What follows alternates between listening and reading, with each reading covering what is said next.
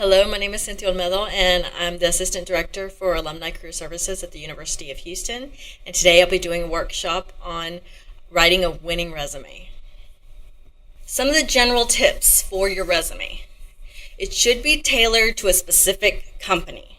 Okay, so you want to make sure that your resume has all the details that the employer is going to care about. You don't just want to tell them everything about you. You want to take that job description, you want to highlight what kind of skills do they want? What kind of software do they want? They're going to paint a picture of the individual that they want to hire, and you have to be able to recognize that and tailor your resume to that. It should be no more than one page, especially if you're an undergrad. We try to keep it to one page and just make sure that everything, all the content is relevant. By tailoring your resume, you want to highlight relevant experience, choose fonts and bullet points that are appealing and easy to read. So if you see a resume and you know that this employer is going to be seeing 200 resumes for this one position, you want to make sure you look at your resume and it's something that you would want to read. So it shouldn't look like a novel at all.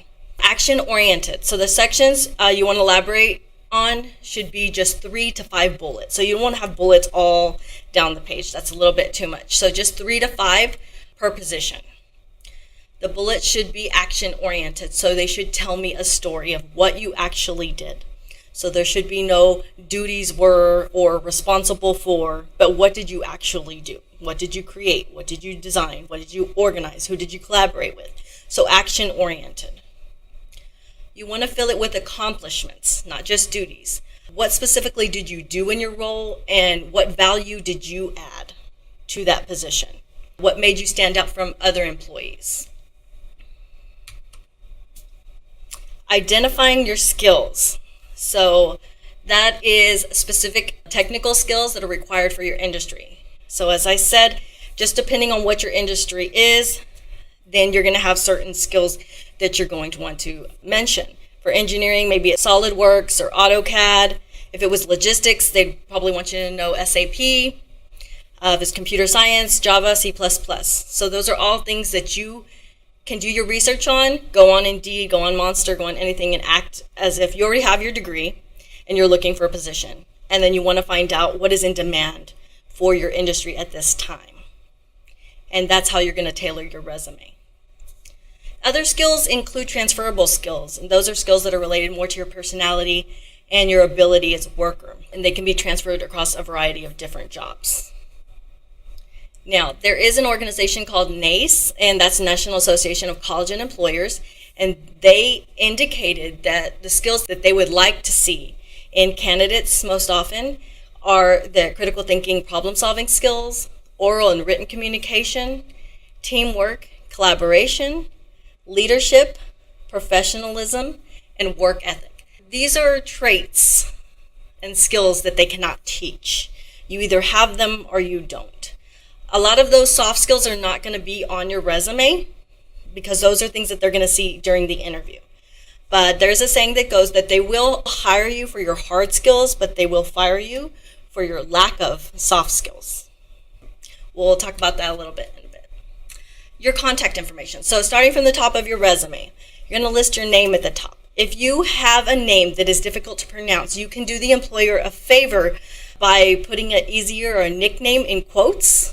That just allows them to call you up for the interview and they don't have to worry about mispronouncing your name if it is that difficult to pronounce. You provide your address, your full address, or just a city. I prefer just a city, state, and zip code. They don't need to know exactly where you live. The other thing that you can add is your URL. If you have a LinkedIn URL, you can add that as well, because that allows the employer, you're kind of saying, okay, go ahead and research me. I have nothing to hide. This is who I am. This is my authentic self. What I say I am on paper is actually who I am. Then their contact information. So, they love you on paper. They want to contact you. You want to make sure you have a good email address that's professional and a good working phone number, where also it's just very professional that you answer in a professional manner. If you are U of H students, you can use your U of H email address, but if you have another one, you can use that as well, as long as it's something that indicates who you are and it stays professional. If it's just your name, if it has like your year of birth, you might not want to put that in there, or just any other numbers thrown in there, you might want to leave that out. Just keep it your first name and last name, and then maybe gmail.com, something like that. Some of the don't, so don't use an old email address that you had like from high school or things like that. Don't include your age, don't include marital status, health, and do not include a photo. Employers have indicated putting a photo sets them up for discrimination lawsuits, so that is the reason you don't put a photo. If you want them to see what you look like, that's fine, because if you have your LinkedIn URL, they'll be able to click and see your photo anyway. But we just don't want it on the actual document, the resume. The objective statement. It is optional, but I prefer having an objective statement because it tells the employer exactly what you want. They don't have to figure it out, try to connect the dots, see what you might qualify for. You're telling them what you want. So you'd say, I want, a full-time senior marketing position with Weatherford utilizing effective leadership and creative design skills. So you want to be specific and highlight what you're seeking and what you have to offer. So it has to be tailored for each position. So, for example, there might be certain skills that you have, say, in photography. Okay, but if you're applying for a financial analyst position, you say, okay, well, I'm really good at photography, but is that something that I want on my resume? Well, probably not, because they're not going to care in that industry. But if you're looking into marketing, then that's something that you would want to add. So you just have to really look at the whole scope of the position and see what skills they're going to value. So, objective, very simple. Tell them what you want and why they should want you. You're going to tell them what experience you have, what skills you have, and what knowledge you have to offer. Sometimes people have all three, sometimes they only have one, but you're still going to present it just like that. Some of the don'ts. Don't focus on what you hope to gain from the position. So don't put, I would like this graphic design position in order to gain experience and learn more about, designing software. We're not talking about what you hope to gain. We're hoping that, you're going to sell yourself and tell the employer, this is why you should want me, why you should hire me. So concentrate on what you actually bring to the employer. No personal pronouns. So it's not a narrative. It's going to be very technical writing, as if you are a manual. You are a product. You're trying to sell yourself. You're not going to use any I, me, my in your resume. Education. So the next section, it'll have the name of the university, the location, your degree, and your major, your expected graduation date, or your graduation date if you've already graduated. You want to make sure that you do not put BS or BA, put Bachelor of Science in Computer Information Systems. So you actually put the degree that will be on your actual degree and your diploma. You can include your minor and your GPA. Usually you don't list your GPA if it's below a 3.0. If it goes above, then you can add it on later. Each institution should be listed in reverse chronological order with the most recent institution on top. Some of the don'ts. Don't include any high school information. Okay, but by the time you get to junior year of college, everything high school should fall off. You're going to have accomplishments in college, so you need to post those. So you got to kind of let those go, the ones that were in high school. Even if you're valedictorian, kind of doesn't matter. Got to move on and have new accomplishments. Do not list universities that you attended. You're only going to list them if you received a degree or a credential from those institutions. Okay, so can leave those off. If you just took a couple of classes and then transferred them, then you can leave those institutions off. Relevant coursework and projects. So you're going to think about any courses that you took that related to your field that you're going into and projects that you've completed and list some of those projects. So if you're listing your relevant coursework and you're a hotel and restaurant management major, those courses could be something like service management and hospitality or negotiations for the service industry. If you are a human resource development major, that could be instructional design or adult learning methods. So they're not going to be those like English 1300s or histories, anything like that. It's going to be those 3,000, 4,000 level courses. If you're a graduate student, then that's going to be the majority of your coursework. So you'll list the full name of the course and no other information, just the full name of the course. You can do that usually in bullets and columns so that everything fits nicely into your resume. Give context details and outcomes for your project, just as if it was a position, part of your work experience. That's how you're going to list the project. What did you do in the project? How big was your team? What did you do? What did you use to do it? And what was the result of that project? What did you accomplish? The don'ts is don't abbreviate, don't put 1301, English 1301, and don't put your grade. Experience. So you'll put the employer's name, the location, your job title, and the dates that you were employed. So you want to make sure you stay consistent. If you choose to put month and year, then you stay month and year. Don't go down to the next employer and just put year and year. So make sure that you keep it in one format. For each position, you should have 3 to 5 action-oriented bullets where you actually explain what you did. So that action verb, created, what did you create, the task. So you tell what you created, and then why. Why did you do that? So you're telling the whole story for each bullet. You're not just said, I was responsible for managing an office. That doesn't tell me anything.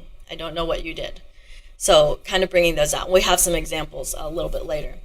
Match your accomplishments and your duties to your objective. So why would they care? If they're not going to care, the employer's not going to care, then don't mention it. Okay, you can leave those things off. Be specific. So if you were a receptionist, how many calls did you answer a day? If you're a teacher, how many students were in your classroom? What was the age range? What were you teaching? So give me some meat. Give me some specifics about what you actually did. You want to quantify your bullet points and emphasize results and keywords. Those keywords are going to be throughout any job description. You need to be able to highlight and recognize what those are and make sure that you are able to put those on your resume when you're working with them side by side. You do not want to use full sentences. You don't have to write a whole sentences with a period, but you also don't want to be too brief. Okay, so doing those action-oriented sentences will work for you. Don't use the same bullet points or verbs over and over again. Okay, so you don't want, even if it was a cashier job and it was a cashier job, you don't want to copy-paste the same thing. So if you pull out those specifics, you should be able to differentiate the positions and what you did in both of those jobs. So constructing the impactful bullets. So these are some really good examples. Responsible for raising funds. That's a very boring sentence, and it sounds like you didn't want to do that because you said you're responsible for. You weren't enthusiastic about it. So instead of that, you can formulate a campaign for 6 volunteers to assist with tsunami relief, raising $1,100 by holding a date auction. It tells me exactly what that person did. The next one says I, so you don't use any personal pronouns. So I made promotional materials. I don't know what the promotional material is. I don't know what you used to create those promotional materials and what it was even for. So created promotional materials utilizing Adobe Illustrator and wrote advertising content to reach out to 6,000 students. So that makes it very impactful because you're giving me some numbers. Answered phones at the front desk. Managed a switchboard with 10 incoming calls, receiving and routing an average of 500 calls per day. And the last one, the leader of Alumni Summit. So what they actually did was they led a team of 20 students to plan and organize an annual leadership summit for 2015, witnessing participation from 3,000 alumni. So you can see on the right side that industry-specific buzzwords, the Adobe Illustrator, Summit, Tsunami Relief. The action-oriented language they formulated, they created, they managed, and they led. So those are those action verbs that are going to start those sentences. And the qualifying impact, giving the numbers, giving the amounts. So just quantifying what you did and the value that you brought to the organization. Skills. So you do want to focus on your hard skills, your computer skills and your language skills. So the difference between a hard skill and a soft skill is basically you can prove it to me. So I can test you if you say you know French, I can test you and see if you know French. Same with Excel or any of the other softwares. There can be tests given where you can prove it. So that's going to designate it as a hard skill. If you do know a language, make sure that you indicate your level of fluency, if you are proficient, if you're conversational, or if you're just basic. You want to highlight skills relevant to that position or industry. Okay, so you want to make sure that you stay relevant. So you're not going to mention that you know Lotus 1, 2, 3, or you know WordPerfect. Okay, so you should know what's, out with the old and in with the new, and that you're up to date and you know what's in demand. So you don't want to list the soft skills, as I mentioned. All of those you're going to be able to demonstrate during the interview process. When they ask you behavioral questions like, tell me about a time when you had to take a leadership role and there was a problem and how did you resolve it? You're going to be able to articulate those scenarios later in the interview. So those stay off of the resume. So no teamwork, initiative, or communication skills on the resume. And don't upsell yourself on your languages. If you're just conversational, do not say that you're proficient. Okay? So anything you put on the resume is fair game. So they can ask you about any little detail. So whether it's language, whether it's a software, whether it's a volunteer experience, and they say, what did you do with this organization? And you don't want to say, well, I didn't really do much. I just sat at the desk and I answered a couple of calls and things like that. So if it's not adding value to you, then you don't want to mention it on your resume. Honors and activities. Do you want to list any honors, awards, or scholarships that you received? Include involvement in organizations, associations, and volunteering. Okay, and you want to also pull out the details of when you did those, what was the purpose of those organizations. Like I said, they're all free game during the interview, so they can ask you about any of those things. Don't discredit your experience or accomplishments. Okay, if you don't think it's worth it, don't put it on there. Don't include high school information if you have more recent college activities or honors. And that is my presentation for today. In conclusion, I want to point out that the whole purpose of the resume is to make sure that you land the interview. It's not to actually get you the job. It's just to get you the interview. That's a whole other presentation, and I look forward to seeing you again. Thanks.